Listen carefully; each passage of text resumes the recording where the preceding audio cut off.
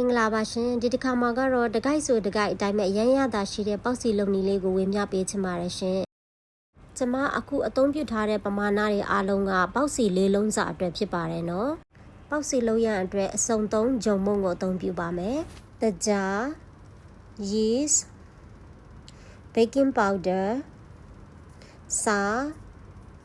ပြီးရင်တော့အားလုံးကိုရောသမမွေပါမယ်ဒီချာလေးနှံ့သွားပြီဆိုလို့ရှိရင်တော့ရေထည့်ပါမယ်ပြီးတော့မှတစ်ခါထပ်ပြီးတော့မှတေချာလေးလုံးပေးထားပါမယ်တေချာလေးဂျုံမုံနဲ့နေထားတဲ့ဟာလေးတွေအားလုံးလုံးသွားပြီဆိုလို့ရှိရင်တော့စီအနှဲငယ်လေးထပ်ထည့်ပါမယ်စီအနှဲငယ်ထည့်ပြီးတော့မှထပ်ပြီးတော့မှလုံးထားပေးပါမယ်ဂျုံသားကအရမ်းပြီးပြီးတော့မှနူးညံ့ပြီးတော့မှပျော့စရာမလိုပါဘူးเนาะအခုလိုမျိုးခက်ထွေးထွေးလေးဖြစ်သွားပြီဆိုလို့ရှိရင်တော့နှက်ထားပေးပါမယ်ပြီးရင်တော့အဝတ်တန်တန်လေးတစ်ခုနဲ့ဖုံးပြီးတော့မှတနာရီခန့်နှက်ထားပေးပါမယ်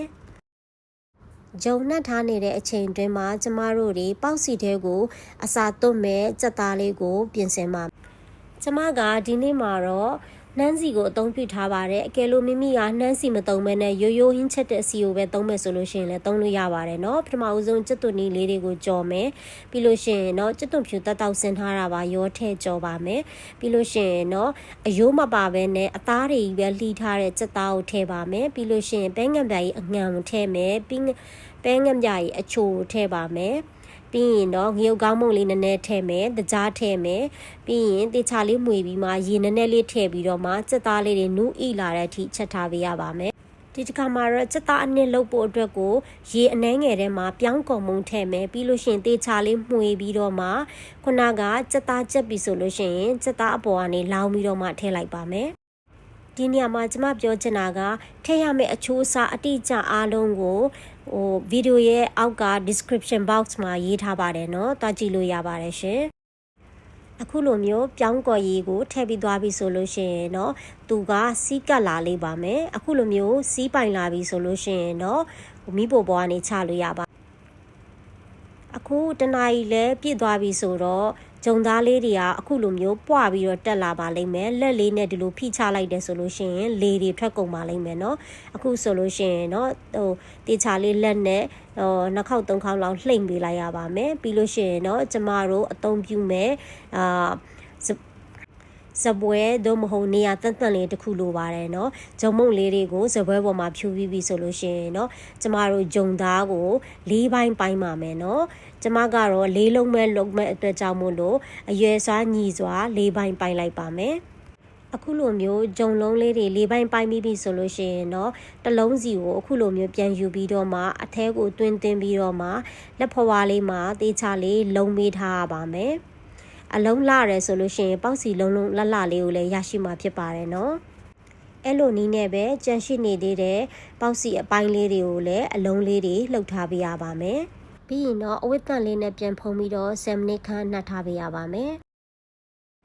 ကဲအခုဆိုလို့ရှိရင်တော့10မိနစ်ပြည့်သွားပြီဆိုတော့ဂျုံသားလေးတွေကလည်းနုနုညံ့ညံ့လေးနဲ့အခုလိုမျိုးပွားပြီးတော့တက်လာတာတွေ့ရပါမယ်မိမိအသုံးပြုမဲ့စပွဲကိုဂျုံမုံလေးတွေဖြူပြီးလို့ရှိရင်เนาะအခုလိုမျိုးလက်ချောင်းလေးနဲ့လိုက်ဖိပြီးတော့မှနည်းနည်းဖြန့်ပေးရပါမယ်အခုဆိုလို့ရှိရင်ဂျုံအပြားလေးဖြစ်သွားပါပြီเนาะမိမိလိုချင်တဲ့ size အရွယ်အစားကိုအခုလိုမျိုးဒလိမ့်တုံးလေးနဲ့လှိမ့်ပြီးတော့မှဘေးကိုဖြန့်ပေးရပါမယ်ကျမကတော့ဒီအနေထားဆိုလို့ရှိရင်အတော်ပဲဆိုတော့ရက်လိုက်ပါတယ်เนาะဒီအနေထားဆိုလို့ရှိရင်ကျမကခုနကစက်သားချက်ပြီးတော့မှ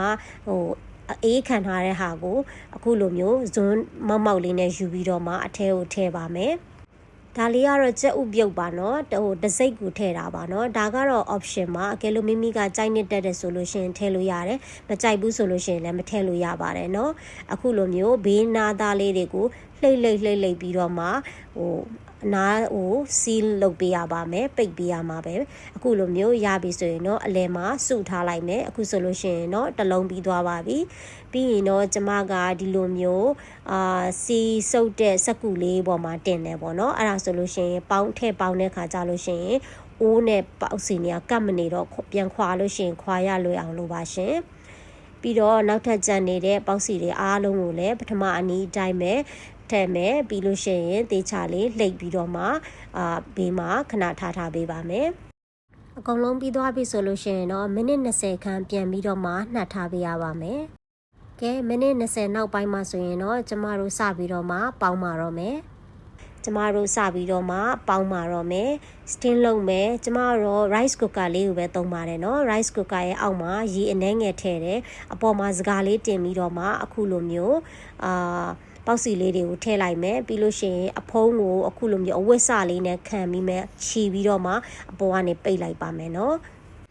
အခုလိုမျိုးအဝိစာကိုသုံးရတဲ့ရည်ရွယ်ချက်ကတော့အဖုံးကနေကျလာမဲ့ချွေးတွေကပေါက်စီပေါ်ကိုမကျစေလိုတဲ့ရည်ရွယ်ချက်ကြောင့်ပဲဖြစ်ပါတယ်။ကဲအခုဆိုလို့ရှိရင်တော့မိနစ်20လေးပြည့်သွားပြီဆိုတော့ကြည့်လိုက်ပါဦးရှင်ပေါက်စီလေးကပျော့ပျော့အီအီလေးနဲ့ဖောင်းဖောင်းလေးပါအရန်အမြင်လေးနဲ့တင်အရန်စားကောင်းမဲ့ပုံပါပဲရှင်။တကယ်ကိုလည်းအရသာရှိခဲ့ပါတယ်ရှင်။ပေါက်စီသားလေးအရန်ကိုနူးညံ့ပြီးတော့မှအရသာတကယ်ကိုရှိပါတယ်ရှင်ကျမကတော့ကျမပြင်ဆင်ထားတဲ့ sauce လေးနဲ့တွဲပြီးတော့မှစားခဲ့ပါတယ်ပေါက်စီကိုနဲ့တွဲစားတဲ့ sauce ကိုဘယ်လိုလုပ်ရလဲဆိုတာကိုကျမပထမအဦးဆုံးအောက်က comment မှာlink ချထားပေးပါမယ်ဗီဒီယိုလေးကိုအဆုံးထိကြည့်ပေးကြလို့အရောက်ချင်းစီကိုကျေးဇူးတင်ရှိပါတယ်ရှင်နောက်ဗီဒီယိုလေးမှာပြန်တွေ့ကြပါမယ်နော် Thank you for watching bye bye